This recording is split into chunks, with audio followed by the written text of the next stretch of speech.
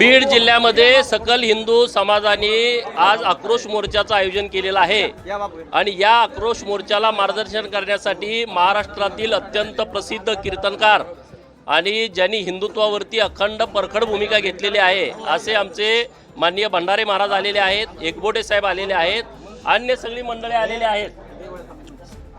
बीड जिल्ह्यामध्ये जिहादी प्रवृत्तीच्या लोकांची जरा प्रकरणं जास्त व्हायला लागलेली आहेत। जमीन ताब्यात घेणं, सरकारी जमिनीवरती अतिक्रमण करणं, तिथं झोपडपट्ट्या टाकणं, तिथं वेगवेगळे मोठमोठे व्यवसाय उभा करणं, देशी गायीची कत्तल करणं, त्याचं मांस विक्री करणं, तिथं कुठं कोण तक्रार घ्यायला गेलं तर त्यांच्यावरती गुन्हे दाखल करणं, त्यांना मारहाण करणं, गावागावामध्ये असे अनेक प्रकरणं घडत आहेत। काही मुलींना फूस लावून पुण्यात सारख्या ठिकाणी एका करोडपतीची मुलगी तिला फूस लावून ज्या एका कंपनीमध्ये कामाला होती तिथं तिला फूस लावून तिचं लग्न लावून घेतलं। ह्याच्या अगोदर 4 लग्न झाली होती।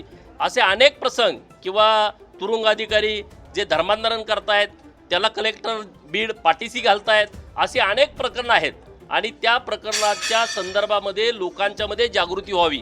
सरकार अत्यंत सक्षम आहे, राज्याचे मुख्यमंत्री या विषयामध्ये अत्यंत संवेदनशील आहेत। अनेक तुम्ही प्रकरणं बघितली, विशालगडावरचं अतिक्रमण काढण्यासारखं प्रकरण असेल, प्रतापगडाच्या पायथ्याचं जे अतिक्रमण अनेक वर्षाचं होतं ते काढणं असेल, मुख्यमंत्री महोदय अत्यंत जोरदार या सगळ्या प्रकरणामध्ये काम करतायत।